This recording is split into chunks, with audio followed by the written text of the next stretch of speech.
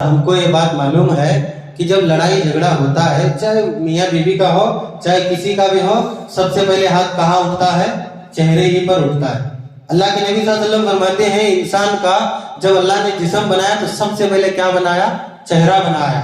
अब सबसे पहले चेहरे पर, चेहरा खूबसूरती की अलामत है, उसी को सबसे पहले बिगाड़ा जाता है। अल्लाह के नबी ने फरमाया वला तज़रिबिल वजह, और तुम मारो लेकिन चेहरे पर ना मारो। बिस्मिल्लाहिर्रहमानिर्रहीम हामिदन व मुसल्लियन अम्मा बअद। अन मुआवियह इब्न हैदर रज़ियल्लाहु अन्हु क़ाल क़ुल्तु या रसूलल्लाह मा हक़्क़ु ज़ौजति अहदिना अलैहि क़ाल इन तुतइमहा इज़ा तइमता व तक्सूहा इज़ा इक़्तसैता वला तज़रिबिल वजह वला तुक़ब्बिह वला तजहुर इल्ला फिल बैत। हदीसुन हसनुन रवाहु अबू दाऊद फी किताबिन निकाह। मोहतरम हज़रात, बुजुर्गान दीन, नौजवान दोस्तों, अजीज प्यारे बच्चों, अल्हम्दुलिल्लाह इस हदीस की रोशनी में आज का उन्वान दरस रहेगा औरतों के साथ हुस्ने सुलूक करने का बयान। गुज़िश्ता 2-3 अहादीस में हमने औरतों के साथ हुस्ने सुलूक करने की बहुत सी बातें सुनी हैं, लेकिन एक सवाल पैदा होता है कि हर घर में जब मर्द और औरत मिलकर रहते हैं तो कुछ ना कुछ अनबन हो जाती है, ऊंच नीच हो जाती है, बहस हो जाती है, तकरार होती है, इख्तिलाफ भी पैदा होता है। और इस्लाम की ये खासियत है कि इस्लाम में हर मसले का हल मौजूद है। आप देखिए, इस मसले का भी हल इस हदीस के अंदर इस्लाम की तरफ से रखा गया है।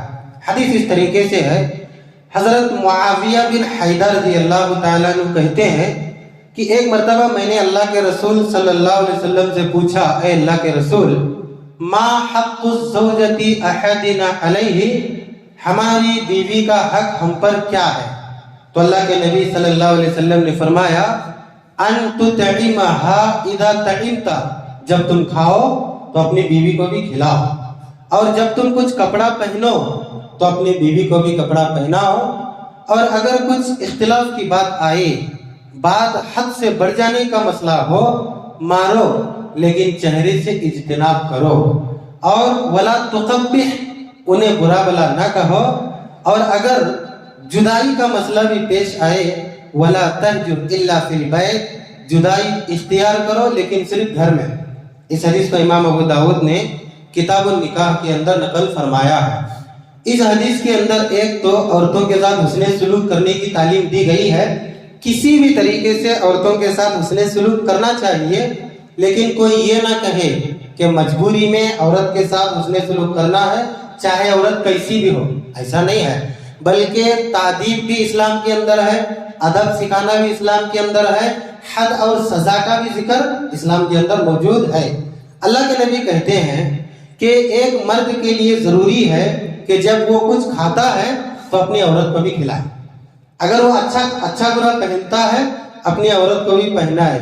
लेकिन हर घर का मसला है कि छोटी मोटी बात पर अगर अनबन हो जाए, बात वहीं कभी दब जाती है, कभी मसला आगे बढ़ जाता है। अगर आगे बढ़ जाए, इस्लाम ये नहीं कहता कि तुम मजबूरी में अपने हाथ को रोके रखो, बल्कि मार की नौबत आई तो मारो, हल्की मार। अल्लाह के नबी कहते हैं कि अपनी औरत को अगर मारना भी है इंसान को, तो एक मिसवाक की लकड़ी की तरह कोई चीज ले ले और हल्के से मारे। अल्लाह के नबी ने फरमाया ऐसा मारो, वो भी चेहरे से इज्तिनाब करके। और हमको ये बात मालूम है कि जब लड़ाई झगड़ा होता है, चाहे मियाँ बीवी का हो चाहे किसी का भी हो, सबसे पहले हाथ कहाँ उठता है? चेहरे ही पर उठता है। अल्लाह के नबी सल्लल्लाहु अलैहि वसल्लम फरमाते हैं, इंसान का जब अल्लाह ने जिस्म बनाया तो सबसे पहले क्या बनाया? चेहरा बनाया। अब सबसे पहले चेहरे पर, चेहरा खूबसूरती की अलामत है, उसी को सबसे पहले बिगाड़ा जाता है। अल्लाह के नबी ने फरमाया वला तज़रिबिल वजह, और तुम मारो लेकिन चेहरे पर ना मारो। और आगे अल्लाह के नबी ने फरमाया मारो, सजा दो, उसे अदब सिखाओ, सुधारने की कोशिश करो, लेकिन वला तुक़ब्बिह, बुरा भला मत कहो। बात यह है कि मर्द औरत के अंदर जब इख्तिलाफ पैदा हो जाता है तो मर्द औरत को, या कभी कभार औरत अगर मर्द पर गालिब है तो औरत मर्द को इतना ज्यादा बुरा भला कहना शुरू कर देते हैं कि बात एक से शुरू होती है 10 तक जाकर पहुंच जाती है। यानी पूरा खानदान बुरा, तुम बुरे, वगैरह वगैरह।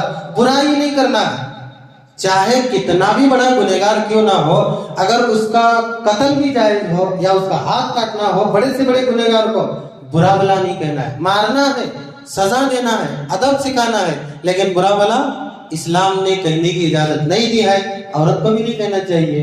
اور تیسری نصیحت اللہ کے نبی صلی اللہ علیہ وسلم فرماتے ہیں وَلَا تَجْهُرْ إِلَّا فِي الْبَيْتِ۔ کبھی کبھار ایسا ہوتا ہے میاں بیوی کے درمیان جب اختلاف پیدا ہوتا ہے تو جدائی لازم ہو جاتی ہے، جدائی لازم ہو جاتی ہے، لیکن یہ جدائی ایسی نہیں ہے کہ کچھ مسئلہ پیش ہو جائے شوہر بولے اپنی بیوی کو چلو اپنے ماں باپ کے گھر، کیونکہ کچھ دن وہاں رہو، ادب سیکھو اور آ جاؤ، یہ بات بالکل غلط ہے۔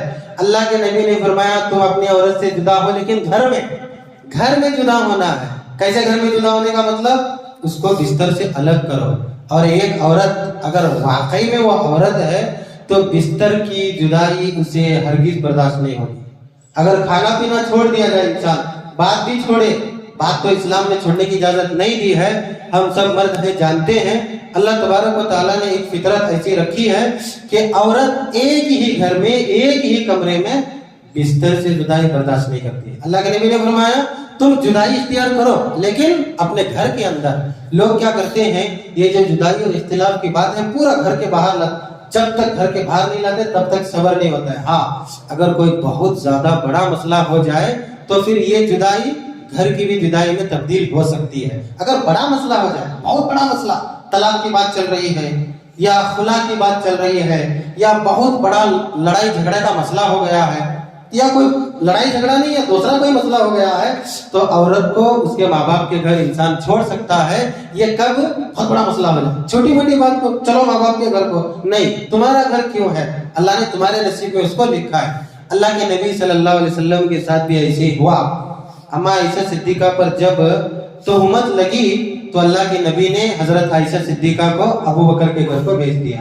کتنے دن؟ 40 دن تک۔ لیکن یہ بڑا مسئلہ تھا، بہت بڑا مسئلہ، چھوٹے موٹے مسئلے میں گھر ہی میں جدائی اختیار کی جاتی تھی، تو اللہ کے نبی نے فرمایا یہ ہے عورتوں کے ساتھ حسن سلوک۔ مطلب کیا ہے؟ اچھا کھلاؤ، اچھا پہناؤ، ادب سکھانے کے لیے چھوٹی موٹی مار مارو، چہرے سے اجتناب کرو، لیکن برا بلا نہ کہو۔ جدائی کا موقع پیش آئے تو گھر ہی کے اندر چھوٹی موٹی جدائی اختیار کرو۔ اللہ سے دعا ہے اللہ تبارک و تعالی ہم تمام لوگوں کو ایسی پیاری احادیث پر عمل کرا ہونے کی توفیق عطا فرمائے۔ آمین ثم آمین۔ سبحانک اللہم ربنا بحمدک، اشہد ان لا الہ الا انت، استغفرک و اتوب الیک۔